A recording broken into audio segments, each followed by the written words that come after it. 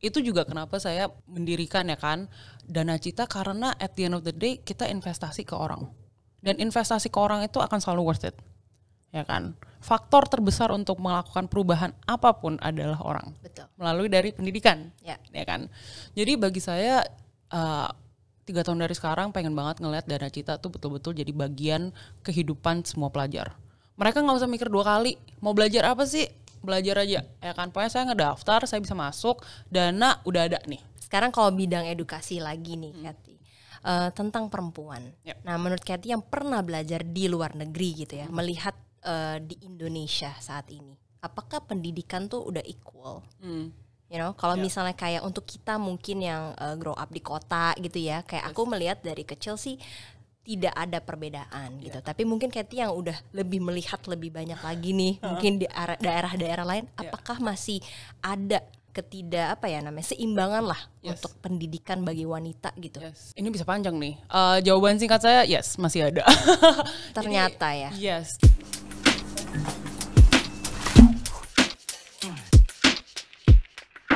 Halo generasi pintar digital, welcome back to Purwodika Podcast. Hari ini bersama saya Mandy. Saya kedatangan seorang tamu wanita tangguh luar biasa, co-founder dari Dana Cita. Yeay, hai Kathy, welcome. Dan hari ini adalah Hari Kartini, kita memperingati Hari Kartini. Jadi kita akan membahas banyak tentang edukasi, dunia edukasi dan khususnya juga perempuan.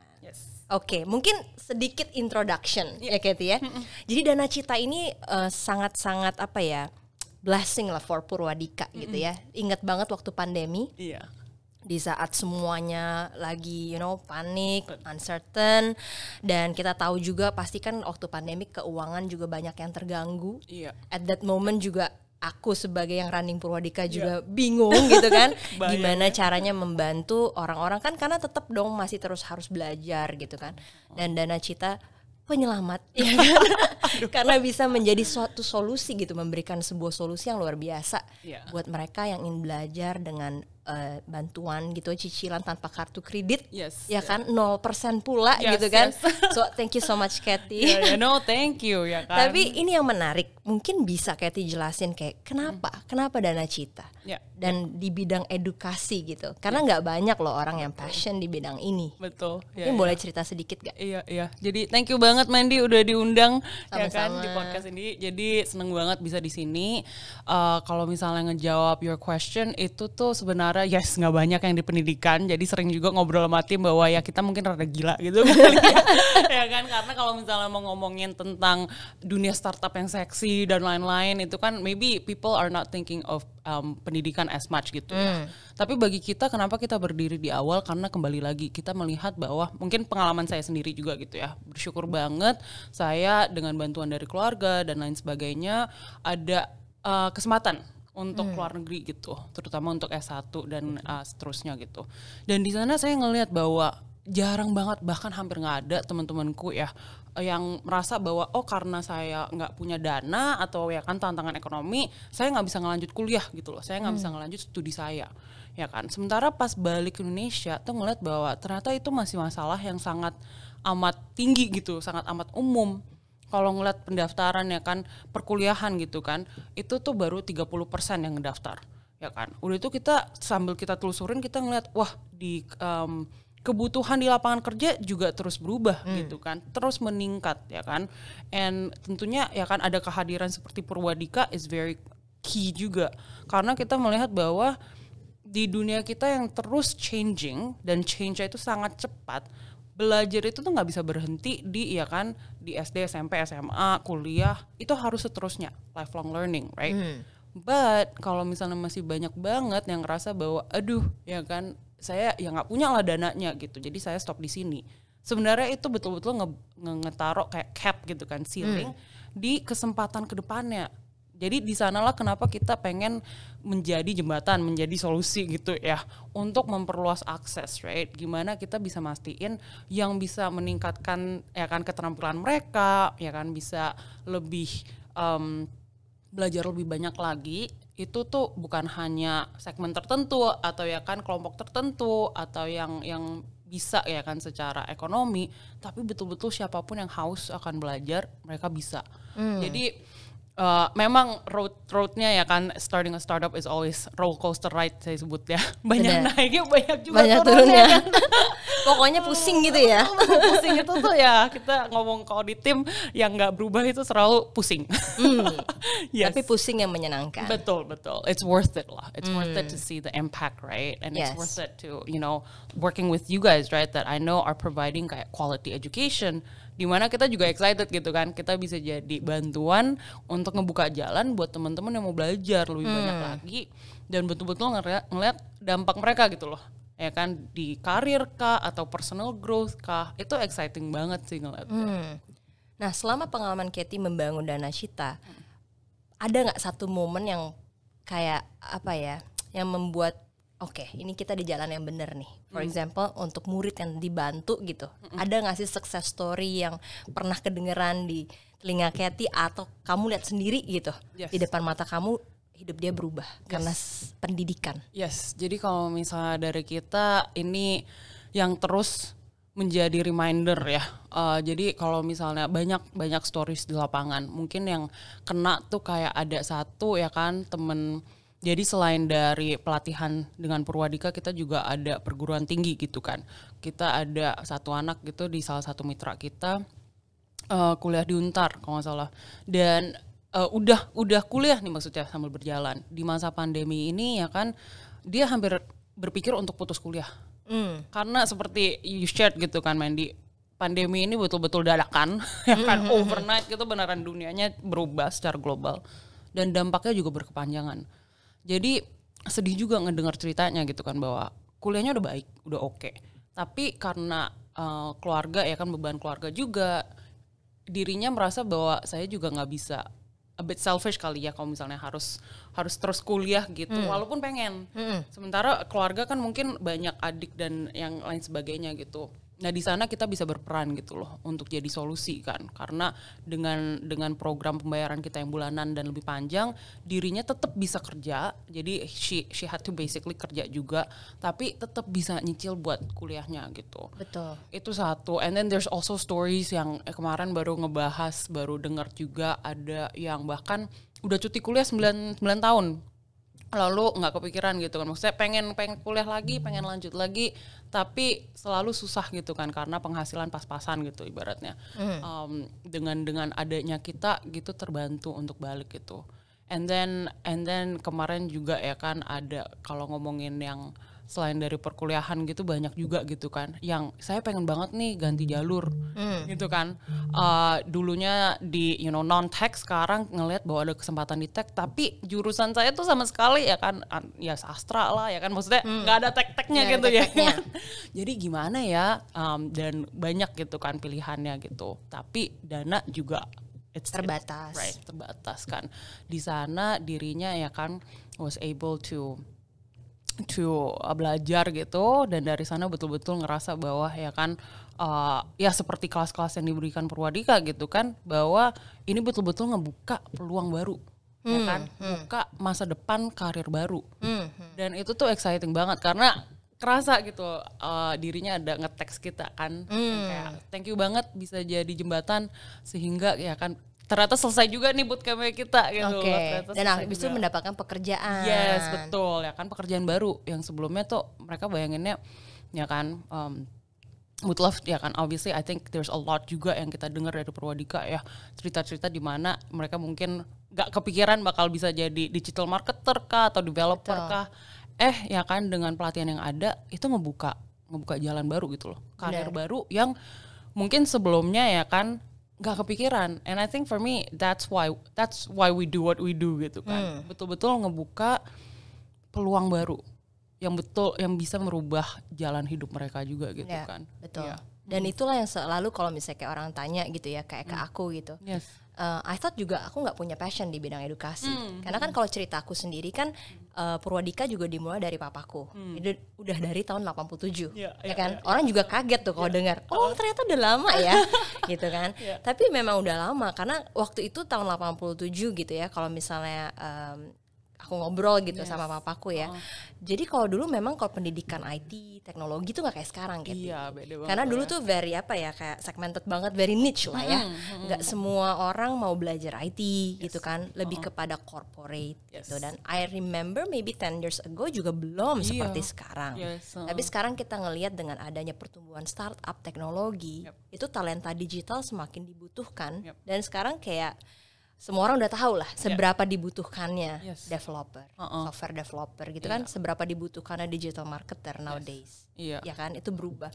Nah, jadi kalau orang nanya kayak I thought aku nggak suka juga di bidang edukasi gitu kan. Karena kita pikir edukasi kan kaku dan lain-lain. Ternyata setelah dijalankan aku suka ya.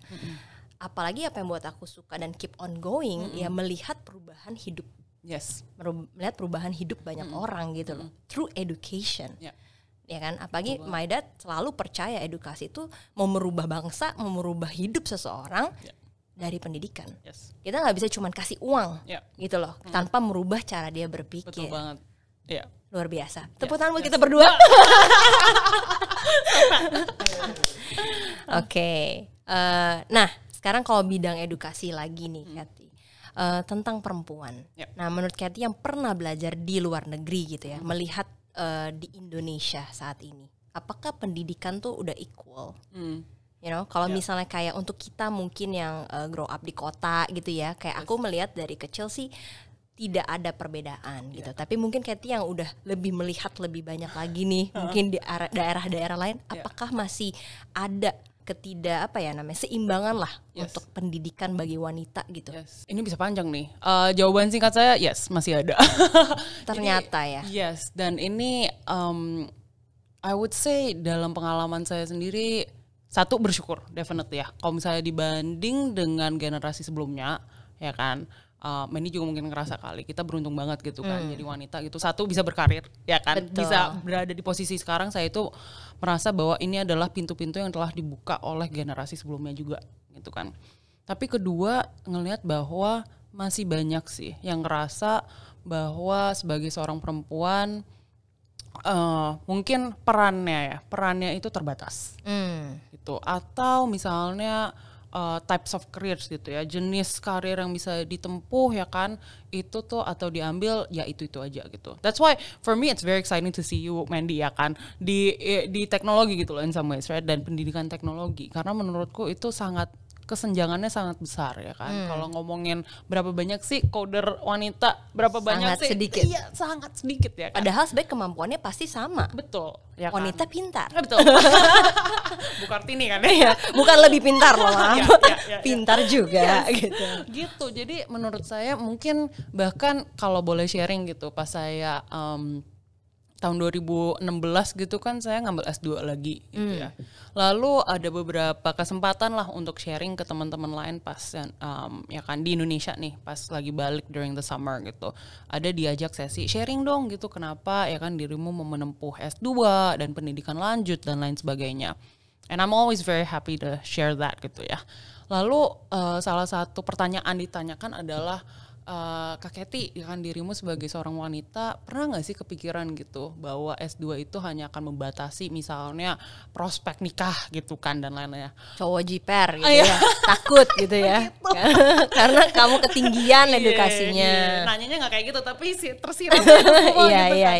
Iya, jadi aku sempet kayak wow, kayak this is still a consideration gitu loh, bahwa ini masih sebuah pertanyaan dan faktor yang sangat penting.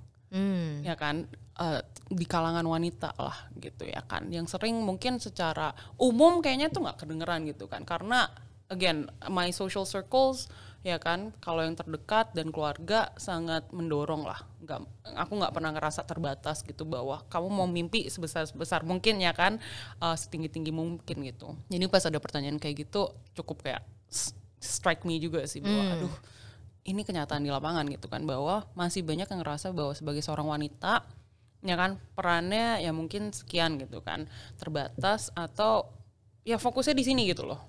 This is your role.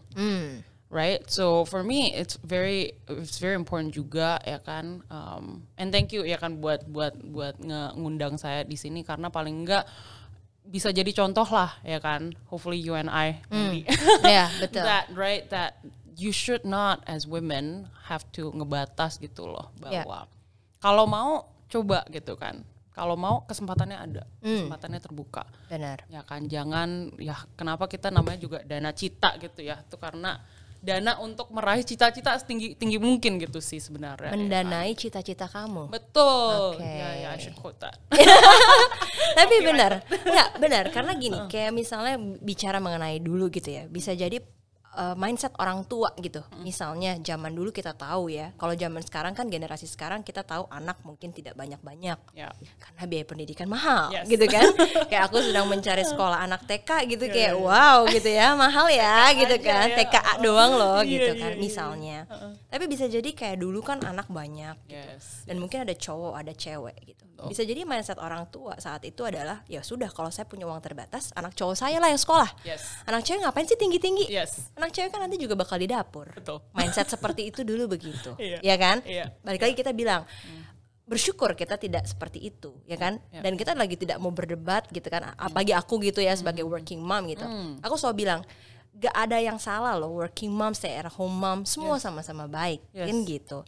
Cuman yang paling penting adalah kita bisa mencapai mimpi kita tanpa ada batasan. Kan itu yang enak ya. Jadi manusia kita bisa mencapai purpose hidup kita gitu. Nah, aku baru sadar gitu. Dengan sekarang ada Dana Cita itu sebenarnya solusinya panjang juga ya. Bisa jadi keluarga yang nggak cukup uangnya. Karena jujur nih, ini bukan promosi sekali lagi ya. Cuman aku sebagai I'm running business gitu. Once I know gitu di Dana Cita kayak gak ada jaminan, kayak yang kayak dulu kan kita misalnya mau loan, lah, you have to sacrifice misalnya your asset, everything. Kriteria banyak banget, dan approvalnya juga takes time. Dengan Dana Cita, itu cepet gitu, semua bisa H+1 bahkan. Dan aku sebagai orang yang running business, aku bilang, wow, resiko kamu besar sekali gitu, dan kamu tetap berani menjalankan ini. That's why I salute you gitu kan. Karena kita sebagai provider ya percuma juga kalau misalnya calon murid juga tidak bisa membayar gitu kan. Dan kita sudah buktikan di sini ternyata kalau dia tidak punya dana, bisa dibantu Dana Cita, and then dia sekolah di kita, dia mendapatkan karir baru, dan dia bisa kembalikan, dan dia bisa melanjutkan hidup. Dan perubahan hidup itu nggak cuma buat dia loh. Itu buat nanti buat keluarga dia, anak dia. Jadi bagi kita memang tepat banget sih, Mandy. It's a win-win solutions kan. Jadi secara resiko tentunya ada, ya kan. Itu udah jadi part of the business model lah. Kita juga ya kan paham bahwa ideally nggak ada ya. Ideally semuanya aman. Tapi ya running any business resiko itu pasti ada. Tapi kenapa kita berani di sini? Satu ya kan karena kita percaya bahwa ini adalah segmentasi yang belum dilayani. Kalau kita ngeliat seperti yang tadi you shared kan, kalau misalnya kita ngomongin pinjaman atau cicilan yang ada gitu ya, KTA dan lain sebagainya, yes terbuka untuk pendidikan, tapi kenyataannya saat ya kan, ini cerita dari teman-teman yang udah coba juga nih ya kan, pelajar dan lain sebagainya, persyaratannya tuh tinggi sekali, ya kan? Kenapa? Karena secara garis besar kalau kita mau ngomongin ya kan institusi keuangan yang ada sekarang, itu memang mereka dibangun bukan untuk melayani segmentasi baru ini, ya kan. Jadi bayangan resiko dan model bisnisnya tentunya akan berbeda, ya kan. Karena fokusnya berbeda. Kita dari awal tuh udah tahu memang komitnya ke pendidikan, memang komitnya ke pelajar, ya kan. Yang jujur kredit historinya tuh nggak ada, ya kan. Ini pertama kali mereka meminta pendanaan gitu kan, mengajukan pendanaan. Jadi gimana kita mastiin bahwa resikonya itu masih manageable gitu ya. Satu, kenapa kita adanya kerjasama erat dengan lembaga, right? Jadi kita juga nggak ngasal-ngasalan gitu. Ibaratnya ya kan siapapun gitu kan bisa mengajukan. Jadi satu, kita mastiin bahwa lembaga pendidikannya sendiri, partner kita gitu ya, itu tuh credible. Right, so that's why very happy to work with Purwadika karena seperti yang udah diceritakan, visi misinya juga sama gitu kan. Kita serius untuk pendidikan, ya kan. Dan kita percaya bahwa nanti anak-anak yang belajar di sini juga memang komitmennya mau belajar gitu kan. Jadi bukan asal-asalan lah ibaratnya gitu. Dan kedua, kita juga dari segi penyaluran dana langsung ke lembaga kan. Mastiin bahwa biayanya itu hanya untuk pendidikan. Betul. Ya kan? Jadi disalahgunakan. Yes. Jadi memang kita jaga di awal. Makanya ada proses pengajuan, kita keep it simple tapi ya kan, kita keep it simple, keep it fast, itu memang janjinya kita ya kan, karena sangat penting, right? We're living in a world of instant anything. True. Ya kan. Dan kalau mau belajar ya sekarang lah saatnya, nggak harus nunggu sampai 1-2 tahun ya kan, apalagi kalau misalnya ngomongin digital needs itu 1-2 tahun kebutuhan udah berubah, ngomongin 1-2 bulan udah berubah. Betul. Jadi bagi kita pentingnya di sana sih, jadi kita ngeliat bahwa adanya lembaga kemitraan yang terjamin itu sangat penting, dan tentunya kita ada proses pengajuan juga gitu kan. Jadi ibaratnya kita kan juga udah terizin gitu ya, jadi we don't wanna mess with everything that's going on, especially kita take it very seriously ya kan. Setiap pengajuan juga kita verify dengan serius ya kan, dan terakhir kita mau mastiin bahwa sosialisasinya tuh jelas. Ya kan, kenapa juga kita ada tim dedikasi khusus untuk ngobrol langsung nih. Kalau teman-teman mau menggunakan Dana Cita, bisa jadwalkan sesi dengan tim kita, bisa ngobrol langsung, kita bisa jelasin. Karena kan ini kita sadar ya, ini segmentasi baru, pertama kali mungkin ya kan harus nanganin keuangan sendiri or talking about budgeting, right? Jadi sebenarnya ini yang ingin kita tingkatkan juga, literasi keuangan ya kan, financial literacy, di mana hey, kita bisa bantu kalian budget, right? Penghasilan yang ada sekarang, like you mention, investasi yang diberikan sekarang investasi jangka panjang. Ya kan, kamu ngambil kelasnya sekarang mungkin hasilnya returnnya nggak langsung sekarang. Betul. Tapi ya kan, dengan misalnya ngambil pelatihan di Purwadika, itu balik lagi karirnya tuh bisa berubah loh, penghasilannya juga bisa berubah, ya kan?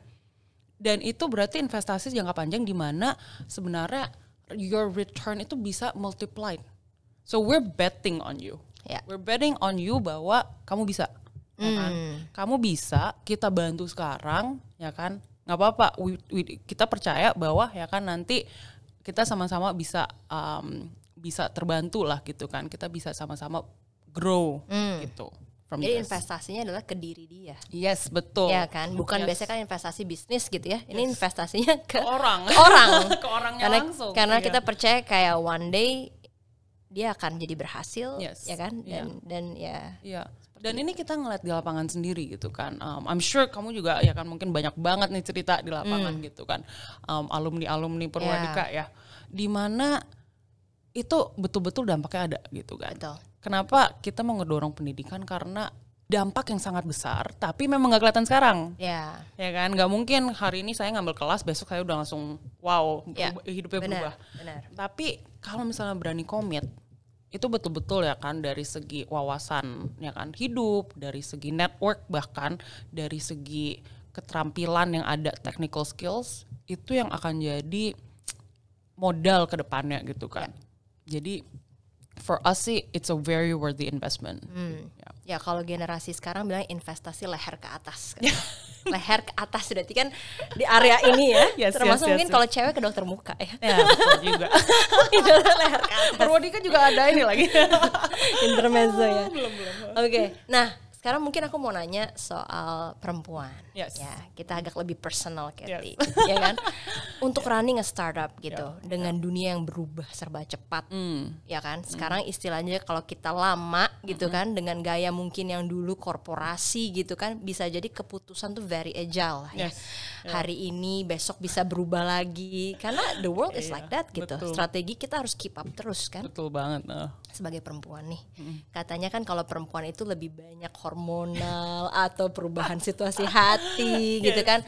I mean as a woman gitu, how you keep up with that gitu, untuk dapetin visi, ide baru. Biasanya apa sih yang kamu lakukan? Satu, bagi saya bersyukur banget dikelilingin ya kan sama tim, other co-founders and management and just team in general that wants to learn, ya kan, yang berani untuk make mistakes and say that we're not perfect lah, ya kan, dan kita sama-sama belajar. Karena ya kan jujur ini pertama kali saya jadi co-founder juga gitu kan. Jadi you're kind of like I believe in this, but there's also a lot of things yang nggak bisa diprediksi. Ya, contohnya siapa yang mengira bahwa kita bakal ya kan di pandemi ya kan, yang betul-betul massive lah dampaknya. Itu satu. Kedua, betul-betul juga take time untuk ini yang paling susah atau salah satu yang sangat sulit untuk diterapin. Make time untuk think, make time untuk slow down, make time untuk reflect, ya kan? Karena I'm sure you feel it juga gitu kan, seperti yang tadi sharing, perubahan itu sangat cepat. Perubahan itu tuh betul-betul instan kadang-kadang. Pagi ya kan kita ngomongin apa, siang sorenya udah berubah nih ya kan. Aduh gitu. Jadi gimana tetap penting sekali untuk slow down. Karena terutama sebagai seorang leader ya, yang saya belajar adalah untuk mengambil keputusan di saat itu perlu ada waktu di mana nanam bibit ya kan, nanam bibit sehingga fondasinya itu kuat. So as and when you need to make an instant decision, fondasinya tuh udah kuat. You know what you stand on, ya kan? Sehingga yang diambil saat ya kan, when something needs to happen fast, itu tuh ada rootedness gitu loh, ada akar di mana, ya kan? Ya. Itu udah kuat. Nah itu kan nggak bisa dibangun dalam sehari ya. Itu yang perlu waktu untuk melihat ya kan, mengevaluasi diri juga. Dan ya ini kembali lagi sih, dikelilingin orang-orang baik dalam startup sendiri maupun sekitaran yang berani ya kan give you honest feedback juga, ya kan. Jadi bersyukur banget sih ada teman-teman ya kan, dan juga keluarga yang see my whole self lah, right?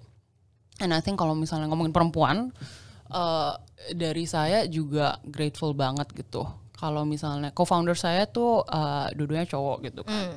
Tapi mereka melek tentang gender gitu ya. Mereka mengerti ya. Yes, dan mereka juga ngedukung gitu loh. Jadi I think this whole, kalau mau ngomongin tentang emansipasi wanita dari Bu Kartini sampai sekarang, PR-nya masih ada ya kan. Walaupun memang sudah ada progress, tapi PR-nya masih ada gitu kan. PR-nya masih ada dan nggak bisa hanya dari kalangan wanita doang, ya kan, harus bersama-sama. Harus disupport juga dari para pria ya. Betul, right? Betul. Jadi thankful banget bahwa this is not, I don't feel like I'm fighting by myself, right? But ada support system yang baik, ya. Mungkin itu sih dari saya. Actually, would love to hear your story, kan dirimu seorang working mom lagi. Saya betul-betul salut sih. Working mom with 2 kids. Oh my gosh, they're 2 toddlers. Can't imagine. Soalnya mom itself itu tuh udah full time, more than full time. Ya. Jadi gimana? Kalau dari aku, bahkan setelah aku jadi ibu gitu ya, aku merasa ternyata ya memang luar biasa kapasitas seorang wanita gitu. Jadi wanita tuh can do lots of things gitu. Apalagi kalau laki-laki mungkin dia nggak bisa yang multitasking ya kalau kita bilang ya. Tapi when you become a working mom gitu, waktu kerja tiba-tiba anak minta banana habis, yes, that happens gitu kan. Dan apalagi kita running business gitu untuk keep the spirit, terus energy and everything gitu. Itu nggak gampang gitu. Tapi balik lagi, tapi ternyata running this business, education, dan ini give me sparks juga. Dan benar Katy bilang, kadang-kadang tim kita juga menyemangati kita gitu kan. Nah makanya itu yang makes me keep on going gitu kan. Karena memang para perempuan sekarang I think gak harus bekerja tapi harus berdaya itu katanya. Udah gak zamannya wanita itu tidak melakukan sesuatu. Bisa kok dari rumah. Dengan teknologi, betul banget. You can do a lot of things gitu. Bukan buat apa-apa, buat diri kita sendiri gitu. Dan bukan berarti dengan emansipasi ini kita juga menginjak kaum laki-laki atau enggak sama sekali gitu kan. Tapi ini tetap balik lagi bagaimana kita bisa menjadi yang terbaik versi perempuan, karena perempuan bisa gitu kan. Dan yang aku lihat lagi sekarang kayak misalnya di Purwadika gitu, mungkin banyak wanita nih nggak cocok jadi developer, kerjaan technical is not for women. Ya kan sebenarnya itu kan dikotak-kotakan. Betul. Tapi kadang-kadang udah ada gerakannya nih Katy. Di luar sana udah ada gerakannya kalau enggak loh, coder juga bisa. Bahkan kita pernah angkat data scientist woman yang kerja di Gojek. Cantik juga gitu kan. Gak ada batasannya gitu. Seorang wanita bisa juga kok kerja di numbers. Ya kan? Designers mungkin sudah banyak gitu ya. Tapi ya saya semangat juga sih kalau ngelihat nanti kan di sekolah-sekolah sekarang udah ada STEM gitu ya. Udah bisa di-encourage belajar coding. Betul, dari bahkan kecil gitu ya. Kemarin teman saya bilang anak dia perempuan ternyata anakku nih suka loh bikin game, coding, kayak gitu. Oh ya, anak perempuan. Gitu. Dan mungkin nanti generasi yang di bawah gini ya, dia udah nggak ada batasan kan. Kita akan ngelihat developer, coder, wanita lebih banyak lagi, digital marketer, data scientist lebih banyak lagi. Dan senang banget kita bisa take part di edukasi. Dan ini penting banget kan, karena balik lagi ini investasi untuk masa depan kan. Betul. Your kids and the generations after ya kan, dimana dan setuju banget dengan memberdayakan ya perempuan dan pria gitu di level yang sama. Saya rasa itu secara dampak sosial ya kan yang besarnya it's better gitu kan. Karena kalau ngomongin ini labor aja gitu kan. Kalau misalnya ibaratnya 50% adalah wanita dan 50%-nya itu tidak maksimal, berarti sebenarnya overall kita juga belum maksimal ya kan. Tapi kalau misalnya kita bisa meningkatkan hal tersebut di apapun lah, dengan ya kan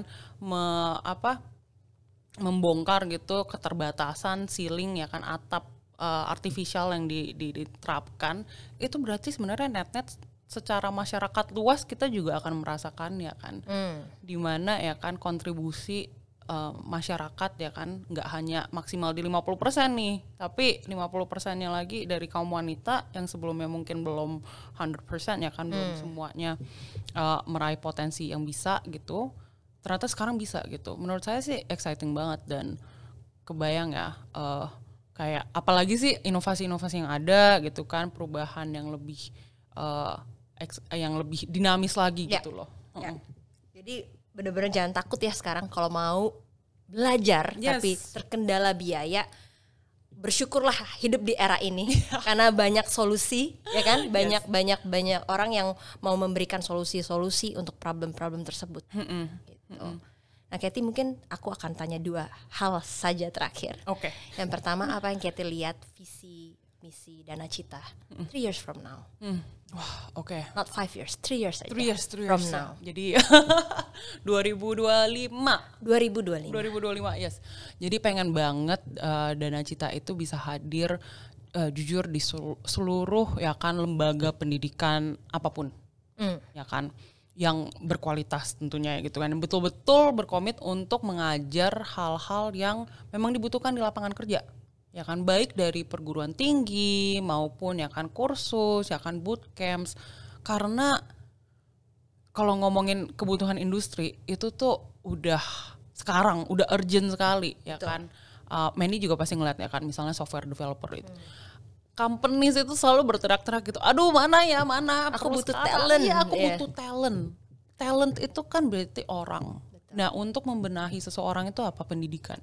Itu juga kenapa saya mendirikan ya kan Dana Cita, karena at the end of the day kita investasi ke orang, dan investasi ke orang itu akan selalu worth it ya kan. Faktor terbesar untuk melakukan perubahan apapun adalah orang. Melalui dari pendidikan ya kan. Jadi bagi saya 3 tahun dari sekarang pengen banget ngelihat Dana Cita tuh betul-betul jadi bagian kehidupan semua pelajar. Mereka nggak usah mikir 2 kali, mau belajar apa sih, belajar aja ya kan. Pokoknya saya ngedaftar, saya bisa masuk, dana udah ada nih. Jangan khawatir gitu ya. Betul, iya, jangan ibaratnya sekarang yang sering kita dengar itu, enggak lah itu nggak mungkin, lihat aja ya kan tabungan saya atau keadaan ekonomi, nggak bisa, it's just not possible. Jadi belum apa-apa cita-citanya itu balik lagi ya, udah ke-cap gitu loh. Dan bagi saya itu sangat disayangkan, karena di usia dimana ya kan kita seharusnya ya kan, anak-anak muda itu seharusnya berjuang betul-betul membenahi diri sendiri, jangan dibatasin gitu kan. Karena pembatasan sekarang dampaknya tuh berkepanjangan ya kan. If we limit diri kita sekarang di sini, kedepannya pasti nggak akan lebih gitu kan. Jadi bagi saya ya simpelnya itu sih, Dana Cita bisa kayak household name aja lah. Mau sekolah it's fine gitu, udah ada Dana Cita ya kan. Mau sekolah apapun, kapanpun, umur apapun gitu ya kan. Cari aja nih ya kan. Mau belajar di Purwadika? Yes. Jangan bilang mahal, ada Dana Cita. Exactly. Daftar aja dulu. Jangan takut sama biaya. Iya. Yang penting ntar hidup akan berubah. Betul, iya. Oke, pesan terakhir Katy untuk para perempuan Indonesia, khususnya generasi muda, apa Kat? Mimpi setinggi-tinggi mungkin ya kan. Dirimu bisa berperan sangat penting ya kan. Jangan sampai kamu yang menjadi ya kan batasan diri sendiri. Menurutku itu sangat penting ya kan. Mungkin channeling Bu Kartini spirit ya kan. Yes. Ya kan, perjuangan beliau jangan sampai sia-sia lah. Kan dimana like you said, banyak yang peduli, banyak yang ingin memberikan kesempatan. Jadi bagaimana dari diri kalian sendiri mengambil langkah awal gitu kan. Jadi kalau mau belajar jadi coder, developer, terutama perempuan-perempuan di sana, please do, karena peluang kerja itu banyak sekali. Ya, itu dari saya sih, Mandy. Thank you so much, Katie, for your time. Thank you so much. Semoga obrolan kita bermanfaat, memberikan semangat bagi wanita, tidak hanya wanita, bagi generasi muda Indonesia. Yes. Amin. Thank you so much. Katie. Thanks, Mandy. My pleasure. Bye, see you. Bye.